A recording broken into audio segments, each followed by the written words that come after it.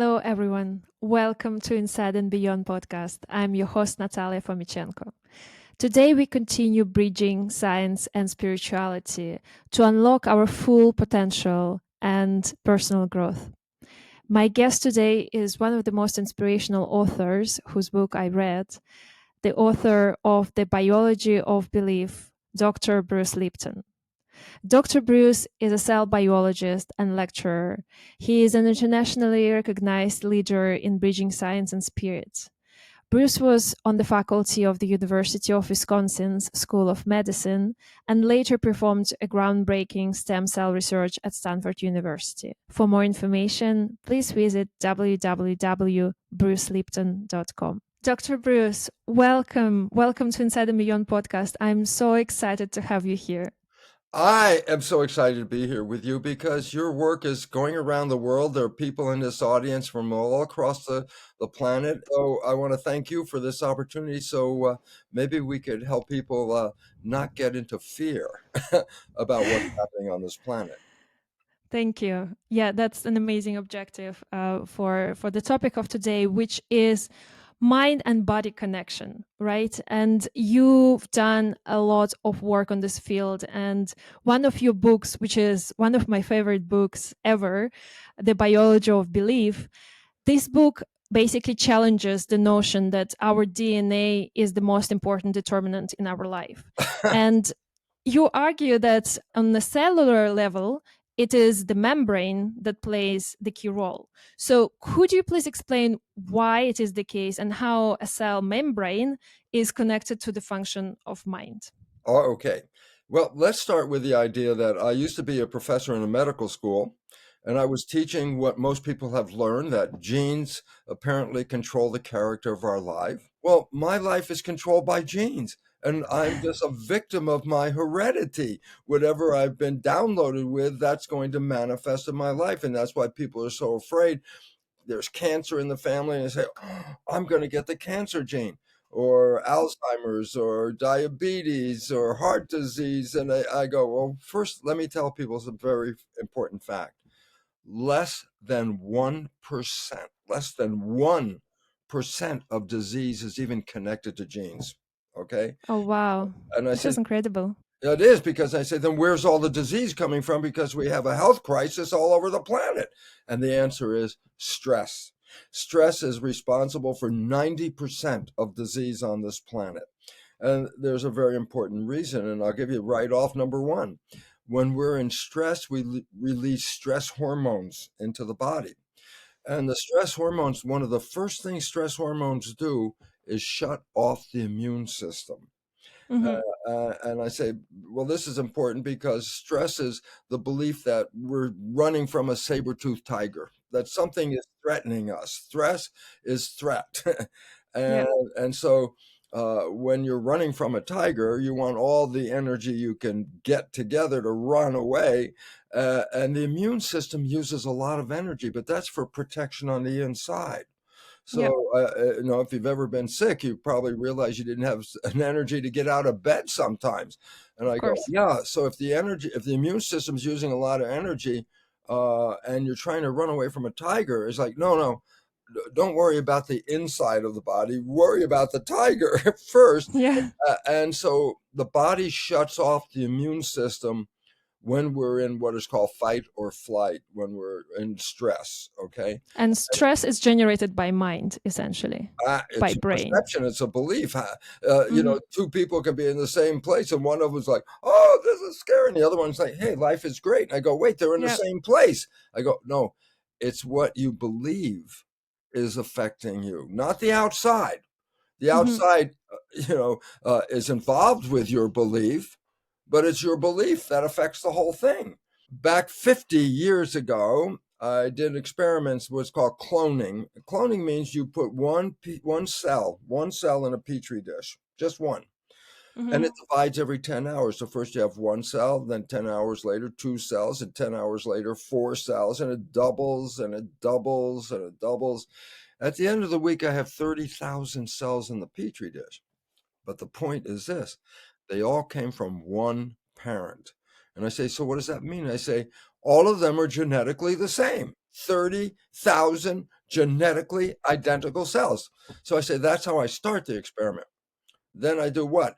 I put the cells in 3 different petri dishes. So I put 10,000 cells into each dish. But we grow cells in a fluid called culture medium or growth medium. I made 3 different versions of culture medium, slight chemical change. So I have 3 different versions. The culture medium is the environment that the Hmm. cells are living in. In one dish, the cells form muscle. In the other dish, the cells form bone. In the third dish, the cells form fat cells. I go, Interesting. what controlled the fate? Why muscle, bone, fat? What controlled that? And I go, well, first of all the cells are genetically the same. Yeah. Okay. So I can't say genes caused this. Why? They all had the same genes. I said, so Hmm. what caused the difference? Muscle, bone, fat. And I said, the environment, the culture medium. Now I go, yeah, but wait, a human, when you look in the mirror, you see yourself, I'm just one person. I go, yeah, but Yeah. a human is made out of 50 trillion cells. We are a giant community of cells. I say, but under the skin. So I say, oh, we are skin covered petri dishes. Under the Mm. skin, 50 trillion cells living in my culture dish. So skin is the medium to the environment in Well, that the case. skin is the separation from the environment. And inside your body, guess what? You have the original culture medium, blood. So I say, so what? I say, it's the chemistry of your blood that controls your genetics. I go, oh. Hmm. I say, Wow. what? I say, what controls the chemistry of my blood? Because blood is a very complex chemical solution. Yeah. The brain. The brain is the chemist that determines what chemicals should be in the blood. Then comes the Interesting. biggest and most important question. What chemicals should the brain be putting into the blood? Because it's the chemicals in the blood that control the genes. And the answer is most important answer in the world. And the answer is this. Whatever picture we have in our mind, the brain will translate that picture into complementary chemistry. A picture of love in your head makes different chemistry in the blood than a picture of fear, which has different chemistry in the blood. So all of a sudden I say, well, then your thoughts are the source of your blood chemistry. I go, yes, they are. I go, so if you change your thoughts, you change the chemistry. I go, yes, that's true. And I said, but it's the chemistry that determines the genetics and the behavior. I go, that's true. And all of a sudden I say, so what's the conclusion? And the answer is this. Your genetic fate is not controlled by the genes. Your fate is controlled by the chemistry of the blood, which is connected to your thoughts. Change your thought and you change the chemistry. Change the chemistry and you change the genetics. I go, oh, the original story that genes control life, we're victims. Oh, the genes did this. I go, that Hmm. story is not true. The story that is true is your belief, your thoughts are controlling your genes. And therefore, all of a sudden it says, well, then you have to be very careful of your thoughts. I go, exactly. Because if you're living in love, you have different chemistry. If I look at the chemistry of a person in love, they have dopamine in there for pleasure. They have oxytocin that bonds you to your lover. It has growth hormone. Oh, what's growth hormone? It gives us vitality. It gives us health. That's why when people fall in love, they're so healthy. It's the chemistry of love that's in the body that gives us health. But if you're in fear, you don't release love chemistry, you release stress hormones, fear chemistry. I go, what does fear chemistry do? I say, fear chemistry puts you into protection. Love chemistry opens you up. And so stress hormones put us in a protection. Our health and our vitality is not connected to the genes. It's connected to the environment. But then I say, but wait a minute. There's an environment outside. Here, I'm in a room. There's an environment outside. And I say, I'm supposed to adjust my biology to live in that environment. But my cells are in the inside. They can't see what's going on. So how Hmm. does a cell know what to do? And the answer is this.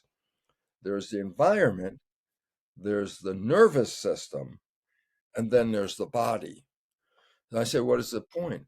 It's the nervous system that interprets the environment, and that interpretation is the chemistry from the brain that adjusts your biology. I say environment controls genes. Yeah, but here's two people in the exact same environment. One of them's sick and one of them's healthy. You go, the environment I thought controlled the genes. I go, no, it's the interpretation of the environment that is different. One person looks at the world, goes, "Oh, this is scary," and the other one looks at the world, go, "What a beautiful place." I go, "What's the difference?" Interesting. The chemistry in each of those bodies is different. One living in fear, one living in love, different chemistry. If people have autoimmune diseases such as cancer, does it mean that it's a product of them living in some sort of fear and wrong interpretation of the environment? Or Yeah, there's that's something a good else? question, Natalie, and I'll tell you why. There's not one gene that causes cancer. There's no gene, you have this gene, you get cancer. There's not one gene that causes cancer. I say, then what causes cancer? And I tell you, disharmony between you and the world. That your interpretations are not living in harmony with the world. So your cells are not living in harmony with the world because they're just following what you believe. And if you in harmony with the world, then your belief is to live in harmony. But if you're not in harmony, then you're living under stress. It's stress that caused the cancer. And this becomes important because they say, well, how do you get rid of the cancer? I say, you kill the cancer cells. And I go, no, the cancer cells did not cause the cancer. The cancer cells are the result of the cancer. So you can kill all the cancer cells, but you didn't change the cause. The cause Hmm. was here. And this is what people have to understand. It's our belief that is controlling the genetic activity. I have an opposite question. Yes, Does it mean then if one has cancer already, yes, does it mean that changing their beliefs about the environment may lead to healing the cancer? 100%. 100%. It's the mind that is looking at the world and sending the chemistry to the cells. If you change your mind, you change your chemistry. And you can change your chemistry and go into remission of cancer. Give you an example. They studied what happens to babies when they're adopted into a family where there's cancer running in that family. It turns out the adopted child will get the same family cancer as any of Wow, the natural kids, except the adopted child came from totally different genetics. What was the this is point? crazy. It's not the genes that caused the cancer. It was the programming when that child was adopted into the family. The behavior was programmed by the parents, and they I see. passed on the problem to their child because it was passed on to them. And when it was passed on to their grandparents, and the point about it is, it's the programming that causes the problem. Now, my next question would be how do you change those programming? I'll give you a very brief summary, okay? Yeah, If you want to understand how you change the programming, first of all, you have to know you've been programmed because yeah. most people have no Awareness. idea about it. And I'm going to tell you right now, 95% of a person's life is not coming from the creative wishes and desires, conscious mind. That's the one that, oh, heaven on earth, love, joy, health, happiness. I go, that's conscious mind's wishes. I say, no, 95% of your life comes from the program. I said, where'd you get the program from? I say, you downloaded the programs in the first 7 years of your life. I go, what do you mean? Well, the brain is a computer. And we have time, I can go into details of it, but it's a computer. Hmm. I go, why is that important? I say, well, I can compare the brain to the computer that you use at home. I go, what does it mean? I say, well, when you went out and you bought a computer, in the old days, it didn't have any programs. You could buy a brand new computer. I Hmm. say, and brand new. And you push start, and the screen lights up. It's called booted. The screen is Yeah. booted. I say, do something. You go, can't do anything. I said, what do you mean? You got a brand new computer. What do you mean you can't do anything? Not until I put programs into the hard drive can I use the computer? This is exactly the same for the brain. The brain is a computer. The screen lights up in the last trimester of pregnancy, the last 3 months before you're born. The screen lights up, the brain is ready. I say, yeah, ready to do what? I said, well, not until you put programs in it. Can it do anything? So the brain of a human, for the first 7 years of its life, it's operating at a lower vibration, meaning when you put wires on a person's head, you read the electrical activity of the head, and we put it in terms of vibration. Mm-hmm. There's a high vibration that we're working with, you and I, right now, and it's called beta. That's like Yeah. schoolroom working. But when you go home and you relax, and the evening, you're slowing down, the Alpha. vibration slows down. The next lower vibration is called alpha. So you're now laying in bed and you're so calm that all of a sudden, guess what? You fall asleep. Theater. And when you fall asleep, it didn't mean the brain shut off, but it meant the conscious part shut off. And the next vibration below, after you fall asleep, is called theta. Hmm. Theta is characterized as imagination, and also it's hypnosis. Yeah. And I go, so why is this important? And the answer is this.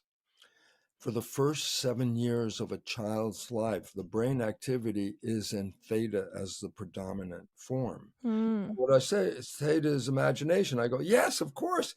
Children mix the real world and the imaginary world, imagination. But here's the key. It's hypnosis. I say, why is that important? And I say, for 7 years, a child has to learn how to be a member of a family. A child has to learn the rules to be a member of a community. Nature said, okay, first 7 years, hypnosis, watch your mother, watch your father, watch your community like a video camera. You download their behavior. The programs, the primary programs that are in your subconscious didn't come from you. They came from your mother, your father, your community. They probably didn't answer your wishes and your desires. 95% of your life, you are not using your conscious wishes and desires to control your life. You're using your subconscious programs. 60% of the programs we downloaded in that first 7 years are disempowering, self sabotaging, and limiting beliefs. I go, Exactly. So how to get out of it? not yet. I got to first get into it. There are 3 ways to change the program. Hmm. Number one, well, first of all, is this: a lot of people talk to themselves. Don't do this. Don't do this. I'm talking to tell myself. My partner Margaret always refers to donuts as circles of death, and so I always loved donuts. But then once I started going out with her, it's like, don't eat the donut. Don't eat the donut. So I'm going to try and tell myself, don't eat the donut. Don't eat the donut. Don't. And then the next thing I find I'm eating the donut. And I say, Yeah. it's not working. I go, why not? And the answer is this: who are you talking to? Don't eat the donut. Oh, I'm talking to the subconscious mind where the program is. I go, subconscious mind is a hard drive in the computer. I go, why is that important? I say, talk to your computer for a while and tell me if you can change it. I mean, just talk to it. Hey, hard drive, how about something different? Come on, hard drive, give me that different. I said, you can talk to your blue in the face. You're not going to change the hard drive. I go, exactly. The subconscious is a hard drive. There's nobody in there. It's a machine. So Hmm. you can talk to the machine, but there's nobody listening because there's nobody in there. It's the Hmm. machine. So I say, how do you create a program? Because if you understand how you create it, you use the same technology to change it. So I Hmm. said, well, how did you create it? And I said, the first 7 years, you were Hypnosis. in a state of hypnosis, theta. Is just after you fall asleep at night, you're in theta. I say, well, what do you mean? I say, well, in theta, the conscious mind's sleeping. So it doesn't hear anything. But if you put earbuds or earphones on at night, just as you're going to bed, and you put in a program, self-help programs are called, programs that can make a better relationship with somebody, improve your health, improve your job, you put them on. While you're awake, you can hear the program. But the moment you fall asleep, you don't hear the program anymore, but the subconscious is in theta. That's hypnosis. So right after you fall asleep, there's a window of opportunity where you are automatically in hypnosis. Unfortunately, the period in theta is not a very long period, so you have to repeat the process for a number of nights. Number 2, but you learn new programs after age 7. I go, "Well, that's different because after age 7, now you're in consciousness." So I Yeah. said, "Well, then how did I learn new program?" Like what? Driving a car? You once you learn how to drive a car, it's a program. Playing a music instrument. Oh, once you know how to play it, it's a program. You don't have to think about it. It's automatic. I go, Hmm. well, how'd you get those programs? And here you go. Repetition, Repetition. Yeah. practice, repeating the behavior over and over again. The more you repeat it, the more it turns into a habit. If it's a habit, it's subconscious. If it's subconscious, it's 95% of the day without you using conscious creativity. It's automatic at this point. So now we have 2 ways, and then the third way. And I go, the third way is new. And the third way is the most fabulous thing in the whole world because the first 2 ways, repetition, self-hypnosis, take time. You got to take time and repeat it and repeat it. Yeah. The new way is called energy psychology. I, Interesting. I said, what the What's heck that? is that? I go, it's not the old-fashioned type of psychology where you review, oh, what happened in my life? My mom did this, my dad did that, my best friend did this, and how they all screwed up my life. And that's when people cry at the, psychologist because why? They're repeating the problem. And I go, that's not helping you to repeat the problem. Why? You already have the program. The, you got the program, the people back there that, involved with the program, they're not here. The program is here. So going backwards, that's a waste of time. All it does is just make the program repeat itself. And that's why people cry all the time. I go, don't do that. It's not necessary. You have the program now. I don't care who gave you the program. There's an old phrase that is so important. It's called, don't kill the messenger over the message. Meaning, someone delivers you bad news, you don't kill them. It's the source of the bad news, not the delivery of the bad news. So, energy psychology doesn't care about what happened in the past. Energy psychology is how do I change the future? Okay. Hmm. And so I say, well, most energy psychology gets you into a mind state like you were before age 7. I say, what was that? I say, well, it's essentially called super learning. A child under 7 can experience something just once and has a memory of it. Just they didn't have to repeat it. Under 7, why? They were in a state of hypnosis. Boom, download program instantly. Okay. Well, if you can get back into that state, So it's also hypnosis then. it's a hypnosis, but it's not necessarily, it's a hypnosis with an advantage. If you look at a human brain, there's a line right down the middle. And we Hmm. talk about the 2 halves as hemispheres, left hemisphere, right hemisphere. I go, the 2 halves of the brains don't have the same function. The left hemisphere is intellectual. The right hemisphere is emotional. The left hemisphere sees the details and the pieces of things. The right hemisphere just sees the whole picture. To give you an example, if you're looking at a brick wall, the right hemisphere goes, brick wall. And I Hmm. said, what about the left hemisphere? Left hemisphere says, look at all the bricks making the wall and all the details. Look at all the bricks. It focuses Hmm. on the details. When you're under age 7, both hemispheres, right and left, are integrated. They're both Hmm. working at the same time. So every experience you have has an intellectual part to that experience and an emotional part to that experience. So every experience has an intellectual and an emotional part. But after age 7, they don't physically separate, they functionally separate. So after age 7, you're not using both hemispheres at the same time. But during the days, there's a cycle like a wave. During the day, sometimes you're more intellectual. Sometimes during the day, a couple hours later, you're more emotional. Then a few hours later, you're more intellectual. And I said, what's the point? You're not putting them back together again. You're separating them. If you want to change the belief, You need not just the intellectual part of that belief, you also need the emotional part of that belief to change. So to make a change, you want them to come back together again. That is the foundation of most of what is called energy psychology. If you use energy psychology, you can rewrite a program in 10 or 15 minutes and walk away different. And I go, wow, what a miracle. I go, it is an absolute necessary miracle in the world today because the world today is in a state of chaos. Today's world is living out of harmony.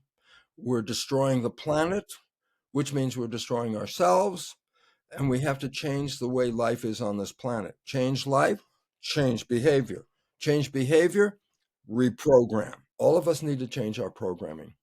And we need to change it really quickly. And that's why energy psychology is such an important invention to help us. Thank you. Let me just help the people out there because I say there are different versions of energy psychology. Mm-hmm.